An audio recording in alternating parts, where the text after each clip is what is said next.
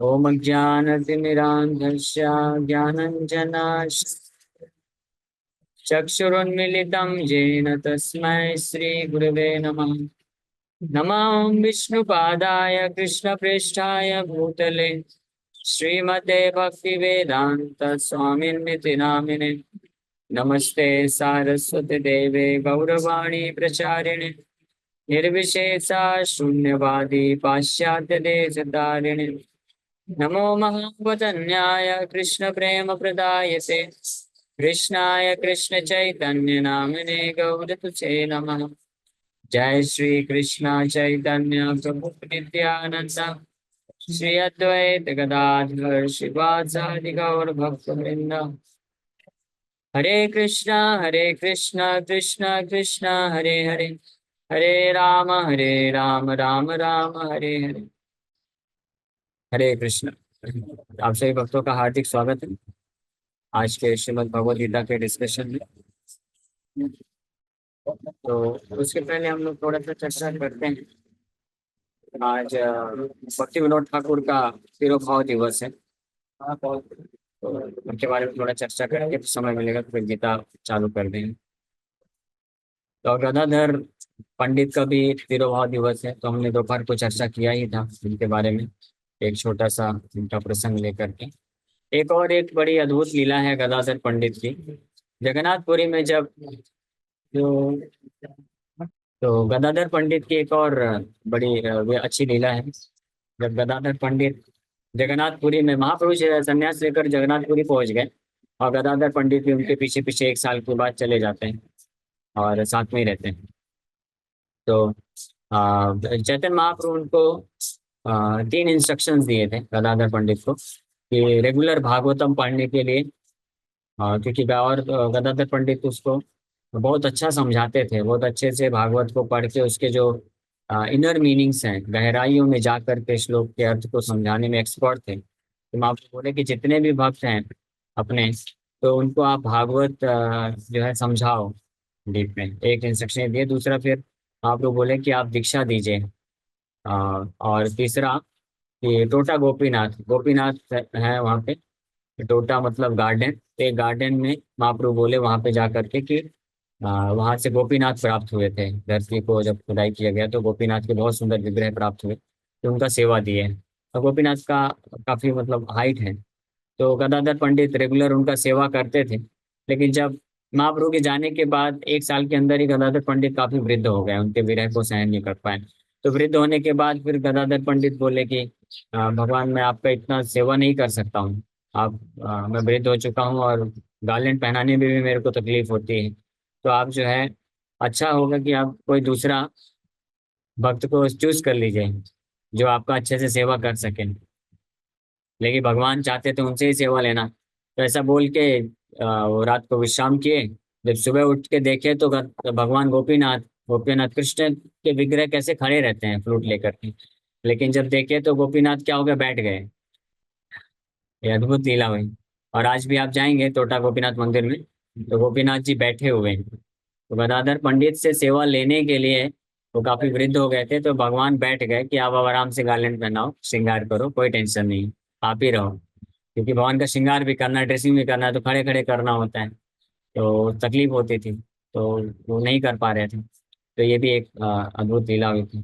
और चैतन्य महाप्रभु के प्रति उनका इतना प्रेम था, अगाध प्रेम था। जब चैतन्य महाप्रभु जगन्नाथपुरी से वृंदावन जाने का प्लान किए थे, तो गदाधर पंडित भी साथ में जाना चाहते थे। तो गदाधर पंडित को महाप्रभु मना किए, नहीं, आपने क्षेत्र संन्यास लिया है, आप जगन्नाथपुरी क्षेत्र को छोड़ के जा नहीं सकते हैं, आप गोपीनाथ जी का डेली आपको सेवा करना है, तो आप ये नहीं कर सकते हैं। तो लेकिन गदाधर पंडित बोले कि नहीं नहीं, आई डोंट केयर फॉर क्षेत्र संन्यास, मुझे आपके साथ ही जाना है, आपके साथ ही रहना है।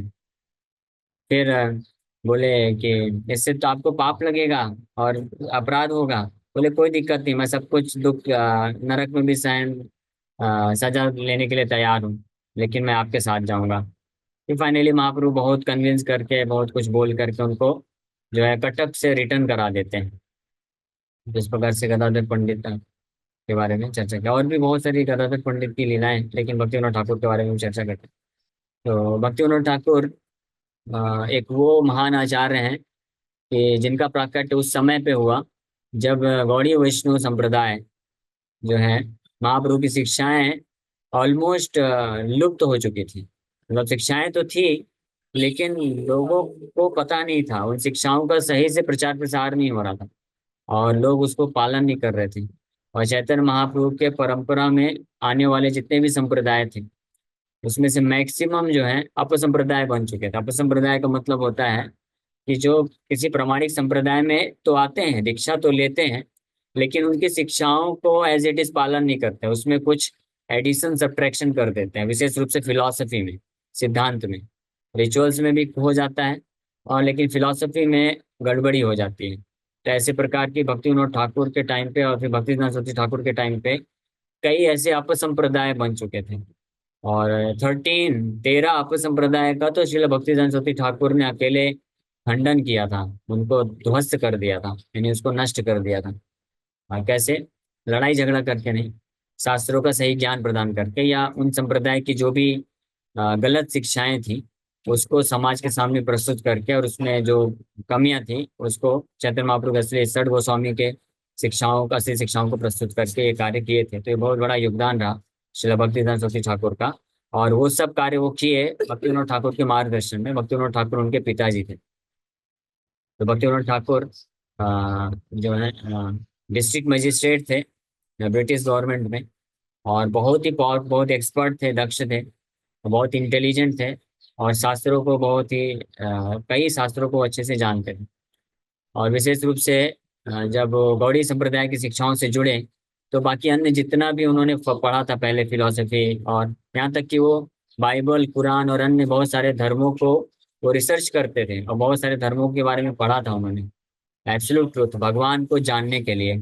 लेकिन जैसे उनको चैतन्य चरितमृत मिला और सठ गोस्वामी के ग्रंथों को प्राप्त किए, तो चैतन्य चरितमृत पढ़ने के बाद वो पूरी तरह से कन्विंस हो गए कि श्री चैतन्य महाप्रभु परम भगवान है, और जो गौड़ीय वैष्णव फिलॉसफी है ये सर्वश्रेष्ठ फिलॉसफी, ये सबसे उच्चतम सिद्धांत है। तो उसको इस उसी में स्टिक होकर के फिर पूर्ण रूप से उस गौड़ीय संप्रदाय के प्रचार प्रसार में उन्होंने पूरा योगदान दिया। फिर उसके बाद डिस्ट्रिक्ट मजिस्ट्रेट थे, तो उनको जगन्नाथपुरी में उस समय का रूल था कि जो जगन्नाथपुरी पुरी का जो डिस्ट्रिक्ट मजिस्ट्रेट होता था वो जगन्नाथ मंदिर का इंचार्ज भी होता था, इंचार्ज बनता था।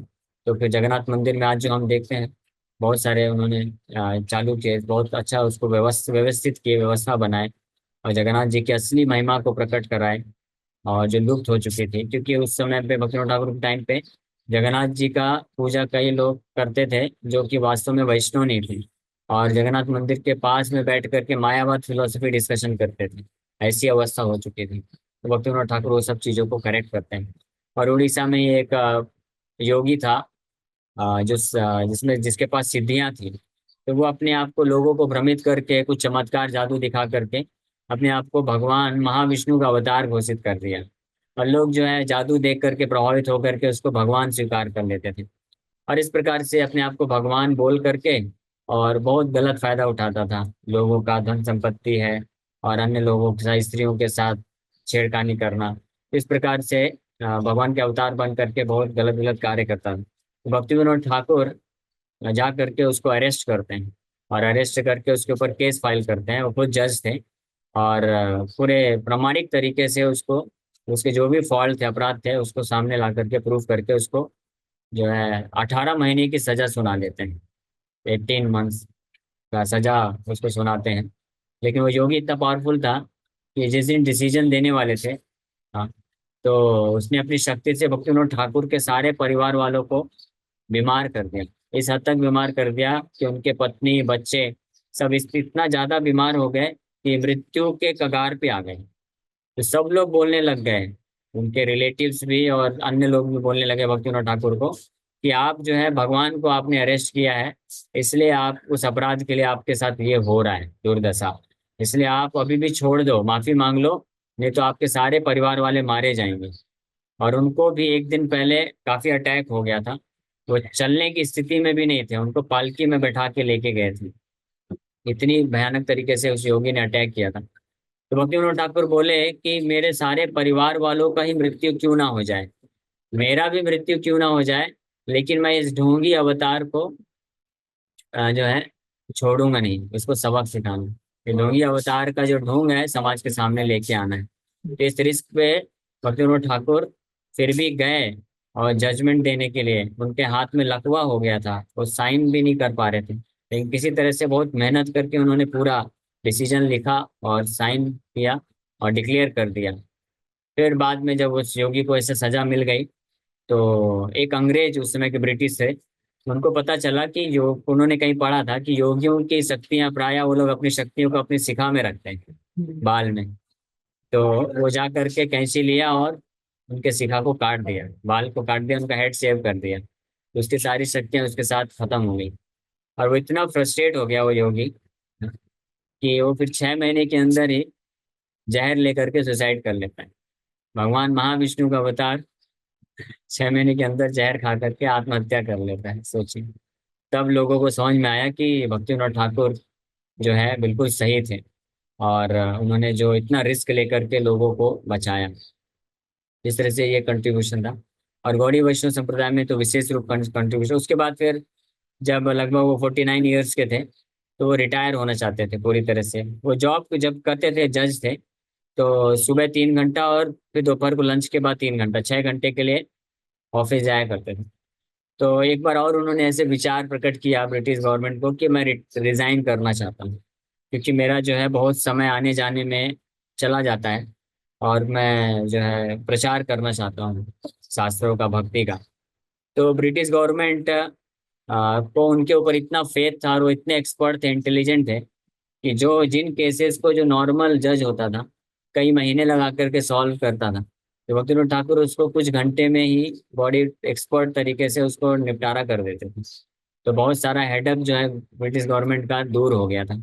और वकील ठाकुर बहुत फेमस भी थे, कई लोग उनको अप्रिशिएट करते थे। तो इस भाव से, इस कारण भी ब्रिटिश गवर्नमेंट के लिए एक बहुत अच्छे वो वाया मीडियम थे इंडियंस, भारतीयों के साथ आदान प्रदान करने के लिए अपना बिजनेस, ताकि उनका चलता रहे।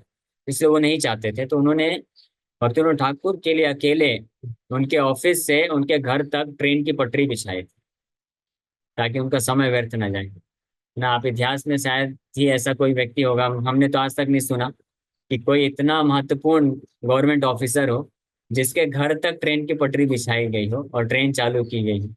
ऐसा सुना है आपने किसी ने? नहीं ना, आज तक ऐसा नहीं हुआ है। प्रधानमंत्री के लिए भी शायद ऐसा नहीं हुआ है, लेकिन भक्ति विनोद ठाकुर के लिए ऐसा किया था। और वो ट्रेन की पटरी अभी कुछ सालों, कुछ 8-10 साल पहले तक थी, अभी उसको जस्ट हटाया गया। उनके घर तक आती थी, कृष्णनगर से उनके घर तक, तो उनके लिए थी। लेकिन भक्ति विनोद ठाकुर सभी गांव वालों को इनवाइट कर लेते थे, आ जाओ आप भी बैठो। तो सब लोग आते जाते थे, फिर उनको प्रचार करते थे, उसमें लेक्चर देते थे, इस प्रकार से। तो और उनका विशेष कंट्रीब्यूशन रहा जो चैतन्य चरितमृत, हम लोग और कथा करते हैं चैतन्य चरितमृत, ये उनके बहुत प्रयास करने से प्राप्त हुआ है। 8 साल, क्योंकि चैतन्य महाप्रभु की शिक्षाएं लगभग लुप्त हो चुकी थी, और सब अपसंप्रदाय खड़े हो गए थे। तो ये जो अपसंप्रदाय वाले लोग थे, तो वो सारे ग्रंथ षड गोस्वामी के, कृष्णदास कविराज गोस्वामी, वृंदावन दास ठाकुर, जिन ग्रंथों में चैतन्य महाप्रभु की वास्तविक शिक्षाएं उपलब्ध थी, उन ग्रंथों को लुप्त करा दिए थे, और उनका प्रचार प्रसार करने के लिए जेन्युइन वैष्णव नहीं थे। तो भक्ति विनोद ठाकुर को 8 साल लगा ओरिजिनल कॉपी प्राप्त करने के लिए चैतन्य चरितमृत की। किसी, पूरे घूमते घूमते किसी गांव में कोई एक वैष्णव था, शुद्ध वैष्णव, जो जिसके पास चैतन्य चरितमृत की कॉपी थी, तो उसको प्राप्त करके फिर वो उसका प्रिंटिंग करते हैं, प्रचार प्रसार करते हैं, और वो हमको फिर प्राप्त होता है। और जब शिला भक्ति सरस्वती ठाकुर, तो भक्ति विनोद ठाकुर ये सब प्रयास कर रहे थे, लेकिन उनका, उनको लग रहा था ऐसा कि ये जो है टास्क बहुत बड़ा है और मैं अकेला हूँ। हालांकि वो अकेले इतना कुछ करके गए तो कोई साधारण व्यक्ति भी नहीं कर सकता है। वो अकेले गृहस्थ थे, उनके बच्चे थे, पत्नी थी, और वो जॉब करते थे, जज थे, ऑफिस जाते थे, लेकिन उसके बावजूद भी वो प्रचार करते थे। उनका प्रचार एक सन्यासी के जैसा था। वो अकेले इतने सारे गांव में इतने सारे लोगों को कनेक्ट करके रखे थे। लगभग एक वक्त बता रहे थे कुछ कैलकुलेशन कि 30 से 35 हजार लोग उनसे कनेक्टेड थे, और जो हरे कृष्ण महामंत्र जप करते थे, भक्ति करते थे। और ऐसे एक सैकड़ों नामहट प्रोग्राम होते थे, जैसे हमने अभी प्रोग्राम किया है छोटा सा, तो इसको नामहट प्रोग्राम बोल सकते हैं। तो ऐसे गांव गांव में, एक एक गांव में, किसी गांव में एक नामहट प्रोग्राम, 2 प्रोग्राम ऐसे स्थापित किए थे, जिसमें 50, 60, 70, 80 लोग जुड़ते थे। तो वो रेगुलर ट्रेवल भी करते थे, बीच बीच में जाते थे। और उस गांव में ही जो वैष्णव हैं, जो वरिष्ठ होते थे, तो उनको भी वो ट्रेनिंग दे करके, शिक्षा दे करके उनके द्वारा रन कराते थे, चलाते थे। तो वो इतने एक्सपर्ट थे। और कई लगभग 100 से ज्यादा पुस्तकों की रचना की है। अगर आप केवल उनके जो पुस्तकें लिखे हैं उनके नाम बस आप पढ़ लेंगे ना, तो आप हैरान रह जाएंगे। एक जीवन सफिशिएंट नहीं है उनके पुस्तकों को पढ़ने के लिए भी। और 24 तो इतना सब कार्य किए, तो आप समझ सकते हैं इसका मतलब कि कितना वो शरीर के लिए समय देते रहे होंगे। वो मात्र 2 से ढाई घंटा सोते थे, दिन में नहीं, पूरे 24 घंटे में। हाँ। आप में से कई, हम में से तो कई लोग होंगे जो दिन में इतना कोटा निकाल लेते होंगे। और रात का अलग से, रात का तो रिजर्व्ड है 8 घंटे, लेकिन दिन में फिर 2-3 घंटा एक्स्ट्रा। लेकिन वो पूरे 24 घंटे में 2 ढाई घंटे सोते थे। 8 बजे, 5 बजे ऑफिस से आते थे, और आने के बाद थोड़ा सा स्नैक्स लेकर के जो है स्नान वगैरह करके फिर अपना प्रचार का कार्य में लग जाते थे कुछ। और उसके बाद फिर दूध पी करके 8 बजे सो जाते थे। और 10, सवा 10, साढ़े 10 उठ जाते थे। और 10:30 से लेकर के सुबह 4 बजे तक लगभग तो ग्रंथों को पढ़ते थे और ग्रंथ लिखते थे। हाँ, रात को, क्योंकि उसमें सब सोए हुए हैं, पूरा सन्नाटा है, पूरी तरह से फोकस करके लिख सकते हैं। भक्ति विनोद ठाकुर के ही पद चिन्हों में पालन करते हुए हमारे प्रभुपाद जी भी यही शेड्यूल फॉलो करते थे। दिन भर तो प्रचार के कार्य में व्यस्त रहते थे, और फिर रात को आके लगभग 10 बजे के आसपास दूध पीकर, 1 गिलास दूध और गर्म पूड़ी, फेवरेट था गोपाल जी का, तो 1-2 पूड़ी दूध लेकर के खा के सो जाते थे। और फिर 1 बजे, 12:30, 1 बजे उठ जाते थे। वही 2 ढाई घंटे लगभग सो गए थे। और फिर 12:30, 1 बजे से लेकर के 5 बजे तक लिखते थे कमेंट्री, जो हम लोग पढ़ रहे हैं, गीता, भागवत, चैतन्य चरितमृत के तात्पर्य हैं। तो प्रभुपाद जी कैसे लिखे, और ज्यादातर मैक्सिमम 90% जो है प्रभुपाद जी जब इस्कॉन स्टेब्लिश किए थे उस समय लिखे, आखिरी के 10-11 सालों में। क्योंकि जब अमेरिका गए थे 70 साल की उम्र में, 1965 में, तो उस वक्त भागवतम ही, बस भागवतम का केवल फर्स्ट कैंटो ही लिख पाए थे प्रभुपाद जी। उसके बाद बाकी के 9 कैंटोज, 10 कैंटो तक लिखे, 10 कैंटो पूरा कंप्लीट नहीं हुआ, 13 अध्याय तक। तो बाकी के 9 कैंटोज इन 10 सालों में लिखे, इस्कॉन को मैनेज करते हुए। साथ में चैतन्य चरितमृत भी पूरा इसी समय लिखे। और साथ में और भी अन्य बहुत सारे ग्रंथों की रचना की, ईशोपनिषद हो गया, टीचिंग्स ऑफ क्वीन कुंती हो गया, और life comes from life, Upadeshamrita, nectar of devotion, Krishna book, ये सब बहुत सारे इस तरह ग्रंथ हैं। तो वो सब भी इसी दौरान रूपा जी लिखते हैं। तो ये सब कैसे संभव हो पाया? क्योंकि रात्रि के 3-4 घंटे वो डेली कहीं भी जाते थे तो वो देते थे और लिखते थे। क्योंकि प्रभुपाद जी को मालूम था कि ये जो ग्रंथ मैं लिख रहा हूँ, ये आगे आने वाले 10,000 सालों में करोड़ों वैष्णवों के लिए इम्पोर्टेंट है। इसलिए दिन में तो इस्कॉन स्टेब्लिश करने के लिए, मैनेज करने के लिए पूरा भाग दौड़ करना, इधर मीटिंग करना, बात करना, अपने शिष्यों को गाइड करना। और कई जगह लोग जो है बहुत सारे समस्या उत्पन्न करते थे, तो उनको हैंडल करने में जाता था। और पूरे वर्ल्ड में ट्रैवल करते रहते थे। हाँ, 11 सालों में 14 बार पूरे पृथ्वी का चक्कर लगाए हैं गोपाल जी, 14 टाइम्स। ये है वर्णन। तो उसी प्रकार से भक्ति विनोद ठाकुर के ही पद चिन्हों में पालन करके करते थे, भक्ति विनोद ठाकुर भी इसी प्रकार से करते थे। और इसीलिए एक व्यक्ति भक्ति विनोद ठाकुर को सेवेंथ गोस्वामी का टाइटल दिया। वो व्यक्ति बोलते हैं, वो बहुत प्रसिद्ध, बहुत उस समय की बहुत प्रसिद्ध मैगजीन के एडिटर थे वो। तो वो बोलते हैं कि हमने सठ गोस्वामी के बारे में सुना है कि सठ गोस्वामी जो होते थे वृंदावन में विरक्त सन्यासी, तो वो लोग 24 घंटे राधा कृष्ण का सेवा में, उनके नाम जप में इस प्रकार से जीवन व्यतीत करते थे। नाना शास्त्र विचारणाएं निपुणों, कई शास्त्रों को पढ़ करके उसके निष्कर्ष को प्रदान किए। तो उनके बारे में तो बस मैंने सुना है, लेकिन भक्ति विनोद ठाकुर के साथ रह करके, उनको, उनके जीवन को देख करके मुझे ऐसा लगा कि उन्हीं में से कोई सठ गोस्वामी का प्रैक्टिकल रूप है भक्ति विनोद ठाकुर। इसलिए उन्होंने एक बुक लिखा भक्ति विनोद ठाकुर के गुणगान में, जिसको सेवेंथ गोस्वामी बोला गया। तो सेवेंथ गोस्वामी का टाइटल वो देते हैं, ये 7वें गोस्वामी। इससे पता चलता है कि गृहस्थ हो या सन्यासी हो, कोई भी गोस्वामी हो सकता है। भक्ति विनोद ठाकुर तो गृहस्थ थे, लेकिन वो भी इस प्रकार से कृष्ण भक्ति में इतने निपुण थे और ऐसे सेवा में, कि वो भी जो है गोस्वामी के जैसे ही उनका जीवन हो। तो लेकिन ये सब बहुत प्रयास किए, बहुत कंट्रीब्यूशन रहा भक्ति विनोद ठाकुर का। लेकिन फिर भी भक्ति विनोद ठाकुर विचार कर रहे थे कि मैं अकेला हूँ और मेरा समय भी नजदीक आ रहा है, और अगर पूरे पृथ्वी में कृष्ण भक्ति का, चैतन्य महाप्रभु की शिक्षा का प्रामाणिक रूप से अगर प्रचार प्रसार करना है तो मुझे हेल्प चाहिए। तो वो जगन्नाथ जी को प्रार्थना की, जगन्नाथपुरी में ही थे, जगन्नाथ जी को प्रार्थना करते हैं कि आप कृपा करके आपके किसी पार्षद को भेजिए, मैं अकेला वो पढ़ रहा हूँ, ताकि मैं उसके माध्यम से आपकी सही शिक्षाओं को प्रचार प्रसार कर सकूं। तो उनके इस प्रकार के प्रार्थना को सुन करके जगन्नाथ भगवान उनको एक पुत्र प्रदान करते हैं, जिनका नाम फिर उन्होंने विमला प्रसाद रखा। हाँ। और इसका कंफर्मेशन कैसे उनको पड़ा, पता चला कि वो वही पुत्र हैं जो प्रार्थना में मांग रहे थे भगवान से, कि जब विमला प्रसाद यानी शिला भक्ति सरस्वती ठाकुर जो बाद में बनते हैं और उन्हीं के शिष्य हुए प्रभुपाद जी, जिन्होंने इस्कॉन संस्था को स्थापित किया, तो जब विमला प्रसाद मात्र कुछ महीने के ही थे, यानी फरवरी में उनका जन्म हुआ था और जुलाई में रथ यात्रा आता है, अभी जैसे 7 जुलाई परसों रथ यात्रा है, तो जुलाई में रथ यात्रा आता है, तो रथ यात्रा के दिन यानी 4-5 महीने के रहे होंगे लगभग।